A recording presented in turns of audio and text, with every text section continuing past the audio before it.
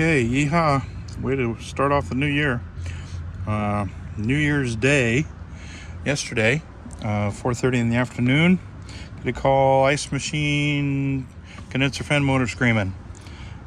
Just got here, service call, to replace the condenser fan motor. It does not spin freely. So you'll see that in a minute. So replace the condenser fan motor on a Iceomatic ISO 600 HA. So it's all right, so let's get to it. This is the 3rd of January, or the 2nd. Actually, this is the 2nd because yesterday was New Year's. Call came in yesterday, New Year's Day. This is the 2nd. It is a federal holiday, so I'm working. This is my 2nd call for today. All right, yeehaw. Way to start off the new year. All right. Okay, glove up time. Okay. I'm going to be using, hopefully, this motor, the 9721. Hopefully this will work. Otherwise, let me know, you guys, what you guys are using for condenser fan motor for Iceomatics. I would appreciate you putting that down in the comments. If you guys are using the 9721, cool. Or if there's something better, let me know. I would appreciate it. Thank you.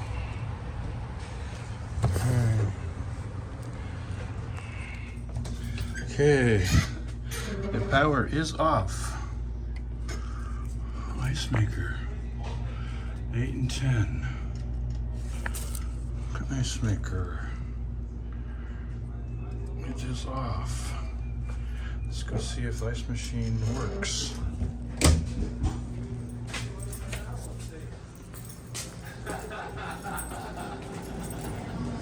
Everybody off right there. No, ice machine is off. Okay. Okay, here we go. On our fan motor. That is definitely seized up. That is supposed to turn free. And that is not good. I got nothing. Tight. Very tight. So let's see if this fan motor works. Okay, I unloosened the set screw for the fan blade. I used this to do it. It's kind of a pain in the ass. If you guys have any other better suggestions for me, let me know. I'm thinking maybe just along a little 1/8 inch. This size is 1/8 of an inch. That's 1/8. I'm thinking just a little Allen key that's just 90 degree and really long. Probably would have been the best way to go. Didn't want to search the truck. I know I have a set of those, but I just didn't find it. Anyways, so you'll notice that this fan blade, as in all fan blades, the center of the blade, the center of the fan blade should line up with the edge of the shroud. So whenever you're installing a fan blade, that is the correct position for a fan blade. The shroud, the hole, the fan blade should be half in and half out. That's your perfect setting for a maximum scoopage. This fan blade turns clockwise, shaft end, which means it goes that way. It digs into the air, it scoops the air and pulls it through the condenser. Okay, so that's that.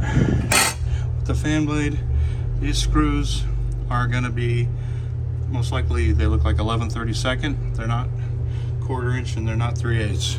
I already tried the 3/8, it's too big. It's the green handle one. So I can't find my green handle one right now. So it's going to be a little socket.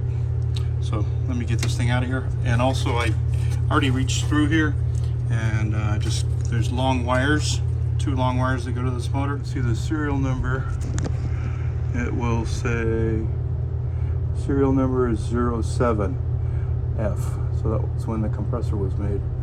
So 2007 on the machine.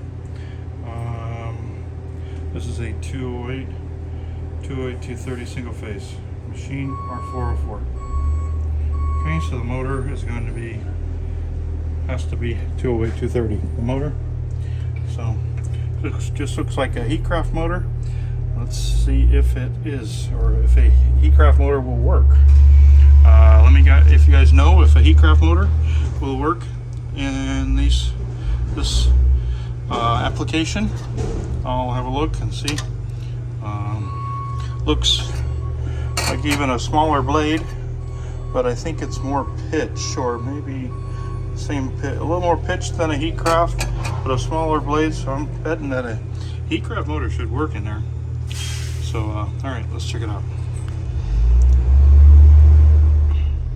Okay, always a good idea to clean the screws before you go and unscrew them.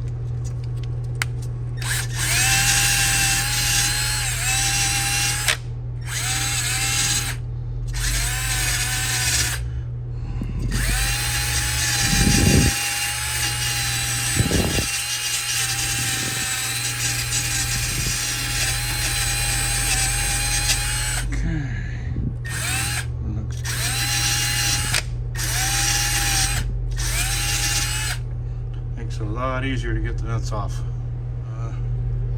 Alright. Gotta find my wrench. Alright. Okay, so if you can't find your green one, you can use 9mm deep socket. Let's see if this will work. Yeah, 9mm. Works for these. Works really good. So these were not even tight. they were tight, but they weren't very tight. They were like tight like a yeah, anyways, they weren't very tight. So anyways, let's get this motor out of here, see what it looks like, see what it is. Okay, let's see if we can read this tag. Hopefully I can. So it looks like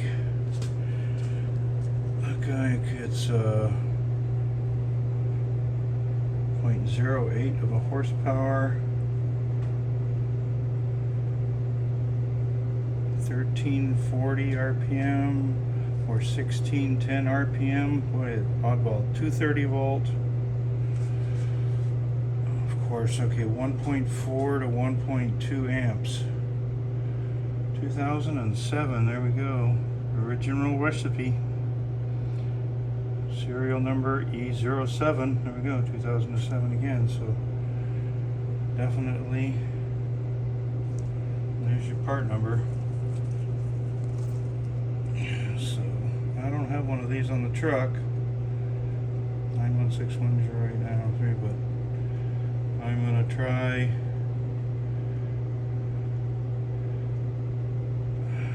I have another motor that I just found on my truck that I may try in place of this. I found a motor I got on my truck, which is 1.1 amps, 230 volt, and that one 230. So clockwise shaft end, that's the rotation we need.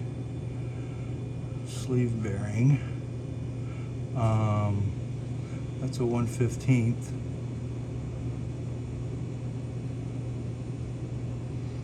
It does not have a capacitor on it, the 1126. So I got either that motor to choose from. So we got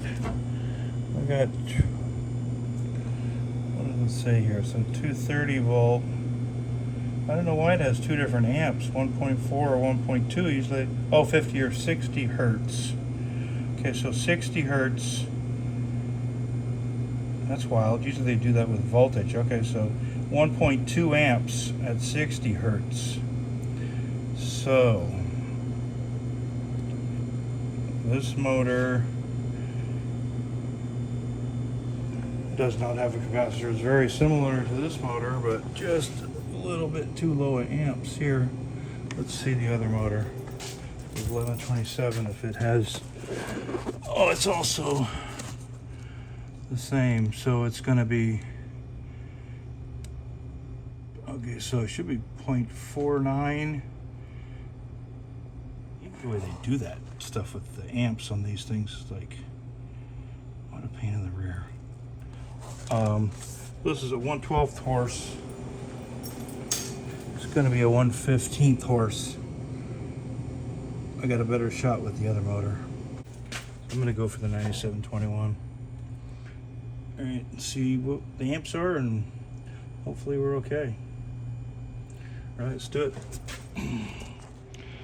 Okay, so here's the motor. 230 volt is how we want to wire it, and we want to do it for clockwise shaft end. So we want orange to yellow, yellow to orange. It comes yellow to yellow, orange to orange, so we can need to flip it. So, all right, take that apart. Just take this part as a plug apart, flip it around.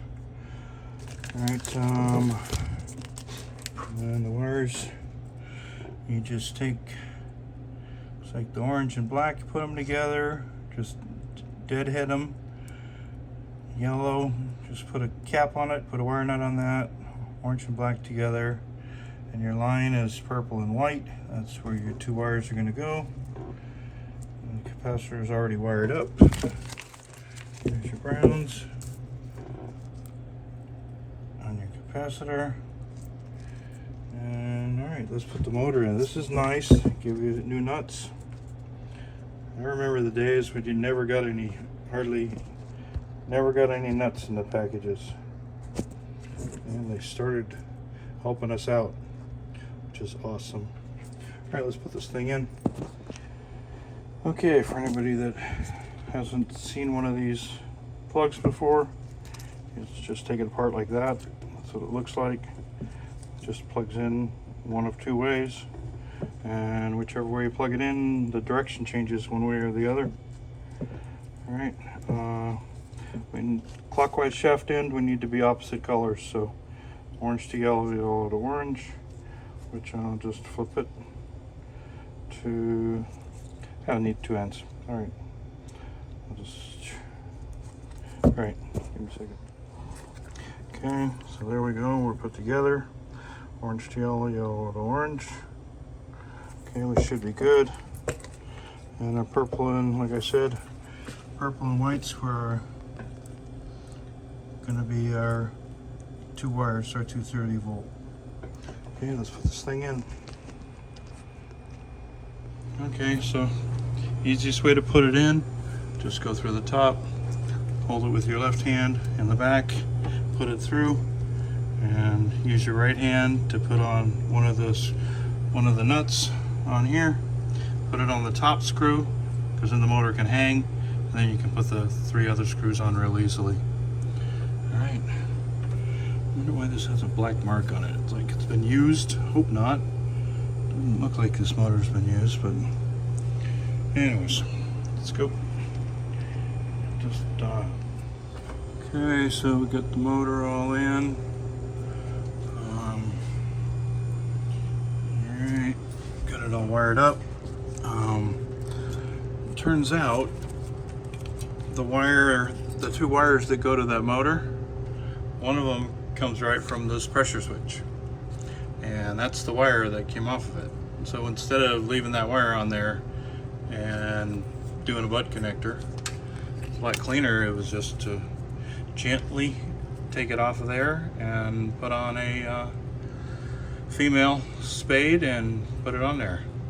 And so that's that one, the white wire. And then the other wire goes in here, and I left some of the wire right here so I can do an amp check on the motor in the box. So this is the other wire, goes to position number 2 on that cube relay, down there. There's the wire, right there. Going, there it is, the black wire. So I can do an amp check on it and see what kind of amps there are when the cover, because the cover goes over this. So there's no way, that's the only way that's a good way to check your amps when it's under real conditions. So did all the wiring the way they're supposed to. This 230 volt machine. So 230. So purple and white are your line wires. The black and orange go together. I have them right here together, black and orange. This purple is that other black wire. I just kind of weaved it here so it keeps the wires together. And it's just a ground right here. And the yellow wire just gets deadheaded. So just insulate it or dead it off or whatever. So you just put a wire nut on top of it and electrical tape and just that's it, deadhead it, doesn't go anywhere. So I just put a butt connector on it and I'll just electrical tape it up here. And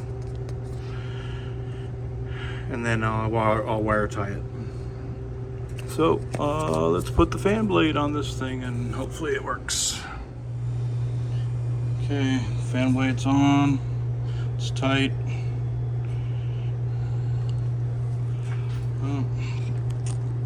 I hope it works. Sure rotates a lot easier than I did the other one. So let's see if this works. Check the amps on it. Let me put the covers on and stuff. There's all the wiring all done. Over there, wire tied stuff so it doesn't touch, so the brown capacitor wires don't hit it on the metal they were hitting before. Got everything all, got a wire tie just around this, and then another wire tie around it just to keep it away so it doesn't move or anything. So we got all the wires in place, and hopefully it works. Okay, so I just turned the breaker back on again. 8 and 10, 20 amp, 8 and 10. Okay, all right.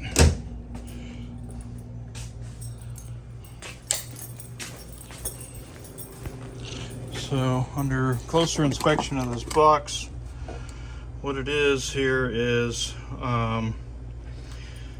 okay, so 115 volt, you got 115 volt, 50 cycle is going to be 1350 RPM, or 60 hertz, 50 hertz, 1350 RPM, 60 hertz, 1550 RPM. Okay, so 115 or 208, 230. So what we have here, the double slash here is the double slash here is the double slash there. Okay, so 115 volt, you're going to be higher amps. So 115 volt at 50 hertz, you're going to be 0.9, or at 60 hertz you'd be 1.1. So we're in United States, which is 60 hertz. So we're going to be 115 or 208, 230. So 115 volt is going to be 1.1 amp, or we want to see no higher than 0.49 amps, because we're at 208, 230, 60 hertz. So 0.49 RPM, 0.49 amps is, we don't want to see any higher than that. So hopefully we don't. Let's check it out. This fan blade does look to be smaller than a heatcraft motor on a roof. So these 9721s, I believe, are good for the heatcraft motors on the roof. So anyways, let's check it out. So, all right, I turned on the power. Let's start it up. Okay, let's hit ice. I have the wire hanging right out here, so I can put my amp clamp on it. And let me get the curtain. Okay, now that we have the curtain in place, we need to have the curtain in place because you have to make the bin switch here. So, all right, so let's turn it on. Check, make sure first that there's nothing touching, rotates good. I tighten the fan blade, it's all snugged up. All right, so let's turn it on. Okay, we're waiting for that pressure switch that I showed you in the video earlier that the white wire goes right onto, right here. So, okay, we have a fan motor. Let's check our amps. Okay. Hopefully we're all right. Oh yeah, baby. We're great. We're so golden. Check that out. That's with the cover on.